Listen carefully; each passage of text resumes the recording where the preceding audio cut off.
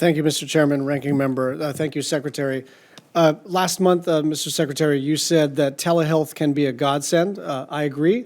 55 senators on a bipartisan basis who co-sponsored my telehealth bill agree, but we're facing a telehealth cliff because your current authority to expand Medicare's coverage of telehealth expires when the public health emergency ends.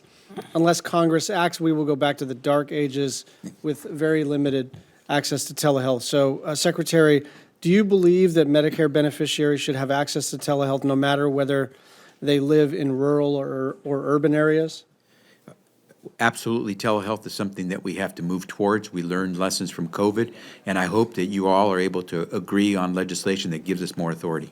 Do you think that it's important that Medicare beneficiaries are able to use telehealth in their homes? We want to make sure telehealth reaches every part of the beneficiaries' surroundings. I want to be careful here because we want to make sure there's accountability, and there are some proposals that would show that accountability, but we want to make sure that, in fact, if we're going to provide reimbursement for that service, that those beneficiaries are receiving relief. Are you satisfied that the current law that we're utilizing under this public health emergency is working and that there's sufficient accountability? Thank you for asking it that way. I think we need better authority. Thank you. Do you believe that federally qualified health centers and rural health clinics should be able to provide telehealth services to their patients? Again, with accountability, yes. Do I have your commitment to work with Congress to provide the necessary data and technical assistance that we need to enact these telehealth policies this year? You have me at hello on that one. All right, great. Let me just talk to you a little bit about Native Hawaiian issues, Native Hawaiian health. The U.S. shares a unique political relationship with the Native Hawaiian community. Different federal agencies within HHS are responsible for the administration of Native health care programs, but the same federal trust responsibility requires the provision of comprehensive quality health care to Native Hawaiians, Alaska Natives, and American Indians.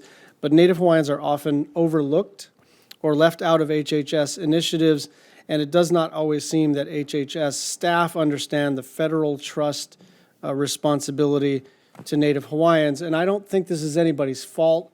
We do oftentimes fall under a different statutory architecture because there's not a treaty relationship, there's a trust relationship. So what I'm really asking is if you would lay eyes on this particular relationship, the way the statutory architecture works is sort of, in my view, immaterial to whether or not we're going to recognize this trust responsibility, and then in its implementation, as we do Native Hawaiian health programs and other dollars that flow through HHS, we want to make sure that we are on an equal footing with all Native people. Do I have your commitment for that? Absolutely.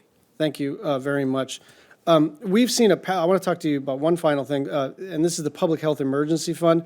We've seen a pattern where every few years when an infectious disease outbreak or public health emergency occurs, we're taken by surprise, totally flat-footed. The federal government cobbles together funding, and then Congress appropriates, but often these are they're delayed, and they're delayed for idiosyncratic reasons, whether the particular disease resonates with the public, whether or not Congress is in session.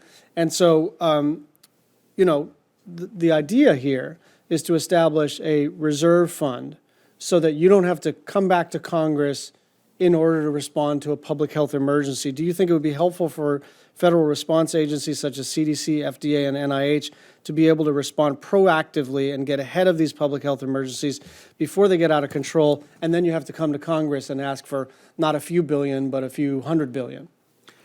Senator, I think I have to hire you, but yes, the answer is yes. Well, I'm often told if this doesn't work out, I'd be an okay staffer. Thanks very much.